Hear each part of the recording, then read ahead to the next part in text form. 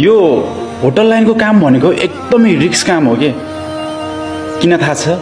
कस्टमरहरूलाई हामीले खाना बनाएर दिन्छ नि, उनीहरूको जिन्दगी भनेको हाम्रो हातमा हुन्छ के। हामीले कसरी दिने त्यो सबै विचार गरेर दिनुपर्ने हुन्छ। उनीहरूलाई भने जस्तो भएन भने कम्प्लेन आउँछ। गाल कसले खान्छ? किचनकोले खान्छ। बाहिरी वेटरहरूले, क्यासियरहरूले, म्यानेजरहरूले दोष पाउँदैनन्। अब हामीलाई त यो थाहा हुँदैन नि त उनीहरूले कस्तो खान्छन्, के खान्छन्। कि त उनीहरूले भन्नु पर्यो हामीलाई यस्तो टाइपको बनाइदेऊ। अब हामीले कुनै भेजिटेबलहरू कटिङ गरिन्छ नि, यति स्पिडमा कटिङ गरिरहेको हुन्छौँ, छ्यास्स केही भइहालेछ भने हात जान्छ के। त्यो पनि एउटा रिस्कको काम भयो। तातो तेलहरू हुन्छ, खुट्टाहरूमा पर्न सक्छ। त्यही भएर चाहिँ होटेल लाइनको काम चाहिँ एकदमै रिस्क काम हो के।